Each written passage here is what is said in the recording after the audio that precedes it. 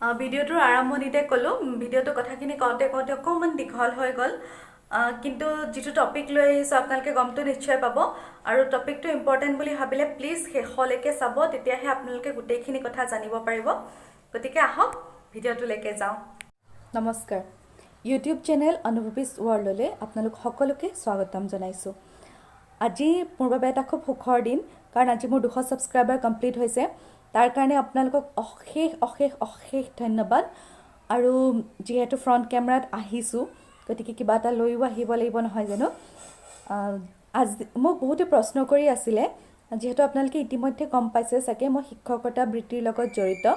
গতিকে বহুতে সোধে যে নতুন শিক্ষা নীতি কি আনিছে আমালৈ কিবা হয়তো সাল সলনি হ'ব পাৰে শিক্ষা ব্যৱস্থাত হয় নতুন শিক্ষা নীতি আমাৰ শিক্ষা ব্যৱস্থাটো সম্পূৰ্ণ এটা বেলেগ শিক্ষা ব্যৱস্থা কৰিবলৈ গৈ আছে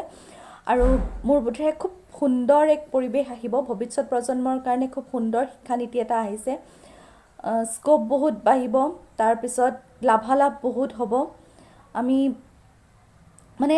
এক সহজ জীৱন যাপনৰ মানে আমি কেনেকুৱা শিক্ষা বস্তুটোক আমি এটা বহুত টান বহুত কষ্টকৰ বস্তু বুলি ভাবোঁ তেনেকুৱা নহয় শিক্ষাটো আমাৰ জীৱনৰ একদম এৰাব নোৱাৰা এটা অংশলৈ পৰিৱৰ্তন হ'ব আমি যেনেকৈ কওঁ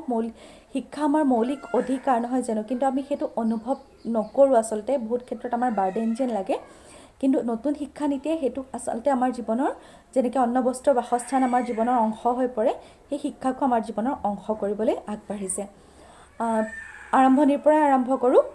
আগতে যেনেকৈ আমাৰ ফ্ৰী শিক্ষাটো আছিলে 6 বছৰৰ পৰা 14 বছৰলৈ শিক্ষাৰ মৌলিক অধিকাৰ মানে অন্তৰ্গত কৰি পেলাই বাধ্যতামূলক আৰু বিনামূলীয়া শিক্ষা প্ৰদান কৰা হৈছিলে এতিয়া ফ্ৰী শিক্ষাই মানে বিনামূলীয়া শিক্ষাই আপোনাক অন্তৰ্ভুক্ত কৰিছে 3 বছৰৰ পৰা 18 বছৰলৈকে মানে যিখিনি আমি প্ৰাইভেট ভাৱে প্লে স্কুলত দিছিলোঁ বা অংগনবাড়ীলৈ পঠিয়াইছিলোঁ এতিয়া মূল শিক্ষা ব্যৱস্থাৰ ভিতৰতে সেইখিনি সোমাই পৰিছে আমি 3 বছৰৰ পৰা 3 বছৰীয়া ছাত্ৰ ছাত্ৰীৰ পৰা 18 বছৰলৈকে চৰকাৰী শিক্ষাৰ ভিতৰত ফ্ৰী শিক্ষা প্ৰদান কৰা হ'ব আৰু শিক্ষা ব্যৱস্থাটোত আমি যেটো পঢ়িছিলোঁ আমাৰ দিনত পঢ়িছিলোঁ আমি 10+2 মানে 1ৰ পৰা ক্লাছ 10 এটা ভাগ আছিলে আৰু হায়াৰ সেকেন্ডাৰী বুলি যেটো আমি কওঁ 2 বছৰীয়া আছিলে এতিয়া ঠিক তেনেকুৱা নহয় পেলাই শিক্ষা ব্যৱস্থাটো হ'ব 5+3+3+4 5টোত মই ইংৰাজীতে কৈছোঁ নাৰ্সাৰী LKG UKG ক্লাছ 1 আৰু ক্লাছ 2 একেটা সমাব এতিয়া আমাৰ অসমীয়া বিভাগত হেকিটা কেনেদৰে নামাকৰণ কৰে হেতু মই নাজানিম হয়তো ক শ্ৰেণী খ শ্ৰেণী তেনেদৰে কৰিব পাৰে বা গম নাপাওঁ শংকৰদেৱত যেনেকৈ অংকুৰ মুকুল তেনেকৈ আছে কিন্তু মানে ক্লাছ 2 লৈকে যিটো শিক্ষা হেতু হ'ব প্ৰথম 5ত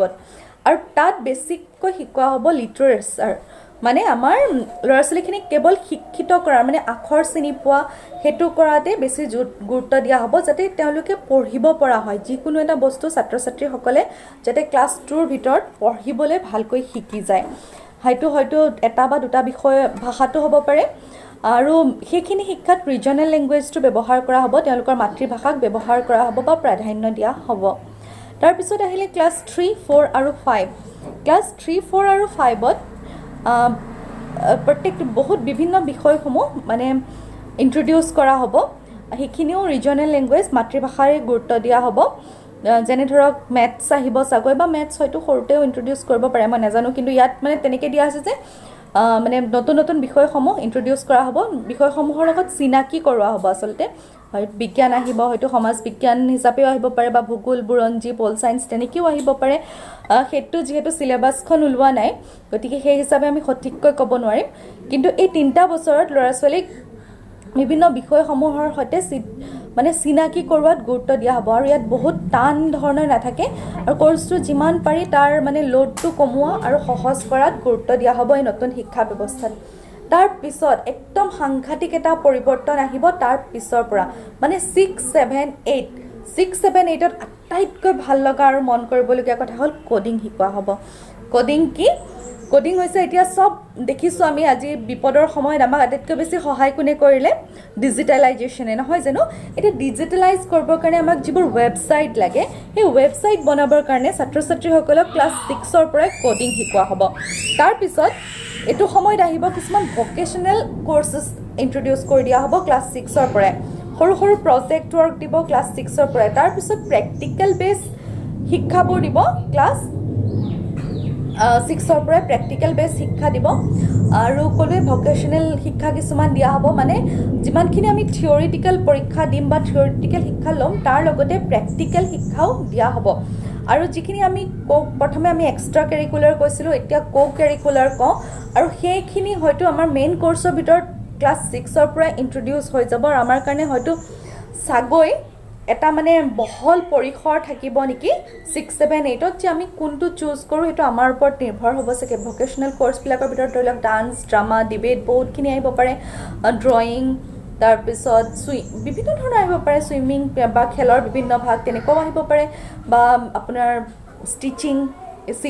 চিলাই তাৰপিছত হয়তো ইলেক্ট্ৰিচিয়ানৰ কিছুমান কাম আহিব পাৰে বা হয়তো বাঁহ বেতৰ কাম কিছুমান আহিব পাৰে সেই সকলোখিনি ক্লাছ 6ৰ পৰাই সৰু সৰুকৈ ইন্ট্ৰডিউচ কৰা হ'ব কিছুমান সৰু সৰু প্ৰজেক্ট ৱৰ্ক দিয়া হ'ব তেওঁলোকক হয়তো তাৰ কাৰণে নতুন শিক্ষকো নিযুক্ত কৰিব পাৰে সেইখিনি মুঠতে ক্লাছ 6ৰ পৰা শিক্ষা ব্যৱস্থাটো একদম সাংঘাতিক ধৰণে পৰিৱৰ্তন হৈ যাব আৰু মানে পুৰা বৃত্তিমুখী শিক্ষালৈ পৰিৱৰ্তন হ'ব তাৰপিছত আহিলে 9, 10, 11, 12 আগতে আমাৰ যিটো 10ৰ পিছত আমি বেলেগ কলেজত এডমিশ্যন লৈছিলোঁ বা হাই ছেকেণ্ডেৰীত ল'লেও আমাৰ 3টা ষ্ট্ৰীম আছিলে ছায়েন্স আৰ্টছ কমাৰ্চ এতিয়া তেনেকুৱা ঠিক নহ'ব এতিয়া ক্লাছ 9ৰ পৰাই সেইখিনি 9, 10, 11, 12 একেই হ'ব প্লাছ লগতে কি হ'ব আপোনালোকৰ পৰিসৰটো বহল হৈ যাব ইয়াত কোনো ভাগ নাথাকিব এনেকুৱা আমাৰ যিটো একদম ষ্ট্ৰিক্ট ভাগ আছিলে এতিয়া কোনো ধৰণৰ ভাগ বিতৰা নাথাকিব আপুনি যদি ফিজিক্স লৈছে ফিজিক্সৰ লগত আপুনি পল চায়েন্স পঢ়িব পাৰে বা ডান্স ল'ব পাৰে বা ড্ৰামা শিকিব পাৰে তেনেকুৱা হ'ব আৰু ইফালে যদি আপুনি মানে আমাৰ যিটো ভাগ আছিলে ছায়েন্স আৰ্টছ কমাৰ্চ এতিয়া তেনেকুৱা কোনো ভাগ নাথাকিব ছাবজেক্টবিলাক অপেন থাকিব আপোনালোকে নিজে ছাবজেক্ট চুজ কৰিব পাৰিব আনকি এক্সট্ৰা কেৰিকুলাৰ যিখিনি ছাবজেক্ট আছিলে সেইখিনিও মেইন ছাবজেক্ট হিচাপে আহি যাব গতিকে ভাল লাগিব নহয় জানো আমি আগতে বিশেষকৈ ছায়েন্সৰ ল'ৰা ছোৱালীখিনিয়ে বৰ কষ্ট পাওঁ মানে পঢ়া শুনাৰ কাৰণে টিউশ্যন থাকে ক্লাছ থাকে প্ৰেক্টিকেল থাকে তাৰ কাৰণে কি হৈ যায় আমি আমাৰ যিখিনি ধৰি লওক এক্সট্ৰা কেৰিকুলাৰত আমাৰ যিবিলাকত ইণ্টাৰেষ্ট আছে সেইবিলাকত একদম সময় দিবলৈ নাপাওঁ এতিয়া সেইখিনি সমস্যা নাহিব মানুহৰ কাৰোবাৰ যদি ডান্সত ইচ্ছা আছে তেওঁ ডান্সো মেইন ছাবজেক্ট হিচাপে পঢ়িব পাৰিব গতিকে এইফালে ডান্স শিকাও হ'ল নিজৰ চখো পূৰা হ'ল আৰু এইফালে আপোনাৰ মাৰ্কছটোও আহিলে আৰু বস্তুবিলাক চাগে ছেমিষ্টাৰ ছিষ্টেম হ'ব সেইটো ভালকৈ এতিয়ালৈকে গম পোৱা নাই কিন্তু চিলেবাছটো অপেন হ'ব সেইটো গম পোৱা গৈছে তাৰপিছত আহিলে ডিগ্ৰী 4 বছৰীয়া হ'ব 4 বছৰীয়া মানে তাতো বহুত বেছি বেনিফিট আছে আমি এতিয়া যদি ভাবোঁ কোনোবাই হে ভগৱান 4 বছৰীয়া এটা অশান্তিদায়ক ভাৱ নহয় জানো তেনেকুৱা নহয় খুব ভাল লাগিব ডিগ্ৰীটো মানে যদি আপুনি ধৰি লওক কিবা কাৰণে ডিগ্ৰী আধা কৰি এৰিব লগা হ'ল বিভিন্ন সমস্যা আহিব পাৰে মানুহৰ জীৱনৰতো একো ক'ব নোৱাৰোঁ গতিকে প্ৰথম এবছৰ যদি কৰিলে আপুনি এখন চাৰ্টিফিকেট কোৰ্চৰ কাৰণে এখন চাৰ্টিফিকেট পাব নেক্সট যদি আপুনি 2 বছৰ কমপ্লিট কৰিলে তেতিয়া আপুনি ডিপ্ল'মাৰ চাৰ্টিফিকেটখন পাব যদি 3 বছৰ কমপ্লিট কৰিলে আপুনি ডিগ্ৰী পাব আৰু 4 বছৰটো সেইখিনি ছাত্ৰ ছাত্ৰীৰ কাৰণে যি হায়াৰ এডুকেশ্যনত যাম বুলি ভাবিছে যি ভৱিষ্যতে ৰিচাৰ্চ কৰিম বুলি ভাবিছে নহ'লে চাওক এনেকুৱা হয় নৰ্মেলি আমি ডিগ্ৰীটো কেলৈ লাগে আমাক বহুতখিনি এডভাৰটাইজ বা বহুতখিনি চাকৰি এনেকুৱাকৈ বিচাৰে যে গ্ৰেজুৱেট বিচাৰে কিন্তু আমি ডিগ্ৰী কৰি পেলাই ধৰি লওক গ্ৰেজুৱেট হৈ পেলাই আমি সেইখিনি ফিজিক্স কেমেষ্ট্ৰি বায়'লজি বা পল চায়েন্স এডুকেশ্যন আমাৰ হয়তো আমি DC অফিচত চাকৰি এটা কৰিবলৈ আমাৰ কামত নাহিব পাৰে বা ইমান প্ৰয়োজন নহয় হয়নে নহয় গতিকে সেইটো এটা ডিফাৰেঞ্চ ৰখা হৈছে যিখিনি অকল পঢ়িবৰ কাৰণে পঢ়িছে মানে হায়াৰ এডুকেশ্যন বিচাৰে ৰিচাৰ্চ কৰিব বিচাৰে তেওঁলোকৰ কাৰণে 4 বছৰীয়া ডিগ্ৰী মানে 1 বছৰ এক্সট্ৰা থাকিব যাতে তেওঁলোকে আৰু ডিটেইলছ ছাবজেক্টটো পঢ়িব পাৰে আৰু আগবাঢ়ি যাব পাৰে আৰু যিখিনি জাষ্ট এটা ডিগ্ৰী লাগে কাৰণে ডিগ্ৰী বিচাৰিছে মানে বেলেগ চাকৰি টাকৰিত এপ্লাই কৰিবৰ কাৰণে তেওঁলোকে 3 বছৰতে ডিগ্ৰী চাৰ্টিফিকেট পাই যাব ঠিক আছে আৰু মাষ্টাৰ ডিগ্ৰীৰ ক্ষেত্ৰতো মাষ্টাৰ ডিগ্ৰীটো যেনেকৈ সেয়া হৈছে আপোনাৰ 2 বছৰীয়াই থাকিব আৰু খুব বেছি সুবিধা আহিব আপোনাৰ ৰিচাৰ্চৰ কাৰণে ফাণ্ডিং বহুত দিব এতিয়া আগতে যিটো আমি GRFৰ কাৰণে ফাণ্ডিং পাওঁ এতিয়া হয়তো ডিগ্ৰী লেভেলৰ পৰা বা মাষ্টাৰ ডিগ্ৰী লেভেলৰ পৰা GRFৰ কাৰণে মানে GRF বুলি আহে নে কি বুলি আহে নাজানো কিন্তু ফাণ্ডিং দিব চৰকাৰে যিহেতু আমাক মানে কি কৰ্মমুখী বা বৃত্তিমুখী শিক্ষা দিয়া হৈছে গতিকে কিছুমানে ধৰি লওক ইলেক্ট্ৰিচিয়ানৰ যদি এটা কোৰ্চ কৰি আছে তেওঁ সেইখিনিৰ ওপৰত যদি লৈ পেলাই তেওঁলোক সেইখিনি পুঁজিৰে মানে ৰিচাৰ্চ পুঁজিৰে তেওঁ যদি কিবা এটা আৰ্ণ কৰিব পাৰে তেনেকুৱা কিছুমান প্ৰজেক্ট ৱৰ্ক বা ৰিচাৰ্চ ৱৰ্কৰ কাৰণে কিছুমান ফাণ্ডিং কৰিব এইবিলাক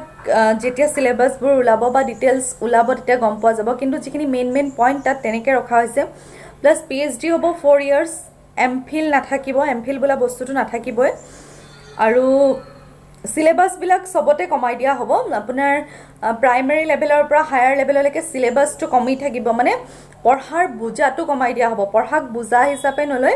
আমাৰ ডে টু ডে এক্টিভিটিত পঢ়াটো আমি কেনেকৈ কামত খটাব পাৰোঁ সেইটোৰ ওপৰতহে বেছি গুৰুত্ব দিয়া হ'ব। আৰু বোৰ্ড এক্সামবিলাকো যিটো মানে হায়াৰ ছেকেণ্ডেৰী বৰ্ডৰ আমি পৰীক্ষা দিওঁ, সেই বোৰ্ড এক্সামবিলাকো আপোনাৰ এবাৰত নহয় দুবাৰত হ'ব। আমাৰ কি হয় নৰ্মেলি প্ৰেক্টিকেলৰ পৰা আৰম্ভ কৰি যিটো বৰ্ডৰ ফাইনেল এক্সাম সেইখিনি গোটেইখিনি ফেব্ৰুৱাৰী মানৰ পৰা মাৰ্চৰ ভিতৰত হৈ যায়। এতিয়া তেনেকৈ নহ'ব। এতিয়া কিছুমান সৰু সৰু পৰীক্ষাৰ মাজেৰে গোটেই টেষ্টখিনি লৈ থকা হ'ব। মানে আমি যিটো কওঁ যে পৰীক্ষাৰ সময়ত গা বেয়া আছিলে, বেমাৰ হৈছিলে, ঘৰত কিবা অসুবিধা আছিলে, এতিয়া সেইবোৰ এক্সকিউজ নাখাটিব। আচলতে গোটেই বছৰটোৰ ভিতৰত মেইন দুটা পৰীক্ষা হ'ব। তাৰ উপৰিও কিছুমান ইণ্টাৰনেল এছেছমেণ্ট বেছড আৰু প্ৰেক্টিকেল বেছড কিছুমান এক্সাম হৈ থাকিব, যিখিনিৰ মাৰ্ক মানে এতিয়া যিটো গ্ৰেড ছিষ্টেম, মই বাৰু গ্ৰেড ছিষ্টেমৰ নাছিলোঁ, এতিয়া সেই প্ৰত্যেকটো এক্সামতে কিছুমান গ্ৰেড থাকিব আৰু টোটেল গ্ৰেডটো কেলকুলেট কৰি পেলাইহে আপোনাৰ ফাইনেল ৰিজাল্টটো দিয়া হ'ব। কিয় বৰ্ড এক্সামৰো দুটা ষ্টেপত মানে এক্সাম হ'ব আৰু সেই প্ৰেক্টিকেলবিলাক আৰু ইণ্টাৰনেল এছেছমেণ্টবিলাক মাজে মাজে হৈ থাকিব। গতিকে ঠিকে আছে, বুজি পালে। এইখিনি মানে থুলমূলকৈ ক'লোঁ গোটেই কৰ্চটোৰ বিষয়ে। আৰু যিমানখিনি মানে অকল এতিয়াৰ পৰাই নহয়, গোটেই ওপৰলৈকে গোটেইখিনি নলেজ বেছ কৰিবলৈ চেষ্টা কৰা হ'ব। আৰু মানে আগতে যিটো আমি কিছুমানে বহুত মুখস্থ কৰিও পৰীক্ষা দিছিলোঁ, মুখস্থ কৰা বেছ নহয়, নলেজ বেছ পৰীক্ষাবিলাক পতা হ'ব। ঠিক আছে। তাৰপিছত ৰিচাৰ্চ ফাণ্ডৰ কথা ক'লোঁ। তাৰপিছত আৰু এটা হ'ল যে প্ৰাইভেট এডুকেশ্যনৰ ওপৰত কেপ লগোৱা হ'ব। মানে প্ৰাইভেট স্কুলবিলাকে বা প্ৰাইভেট ইনষ্টিটিউটবিলাকে যিমান পইচা লৈ আছিলে, সেই পইচাবিলাক মানে এটা নিৰ্দিষ্ট হাৰত চৰকাৰে ধাৰ্য কৰি দিব, যিটো কাৰণে আমাৰ কি হয়, আমাৰ বহুত ল'ৰা ছোৱালী যোগ্যতা থাকিও পইচাৰ অভাৱত পঢ়া শুনা কৰিব নোৱাৰে। সেনেকুৱা অসুবিধাবিলাক নহ'বৰ কাৰণে পইচাটো চৰকাৰে ধাৰ্য কৰি দিব, যাতে প্ৰাইভেট ইনষ্টিটিউশ্যনে নিজৰ ইচ্ছামতে যিটি পইচা এটা ল'ব নোৱাৰে। আশা কৰোঁ বুজি পাইছে। আৰু পেপাৰবিলাক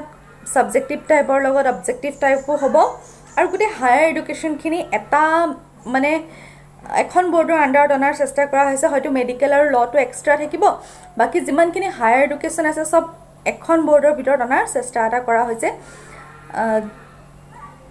যিহেতু ডিভিজনটো কমি গৈছে, গতিকে গোটেইখিনি একেখন বৰ্ডৰ ভিতৰত আহিলে সুবিধা হ'ব।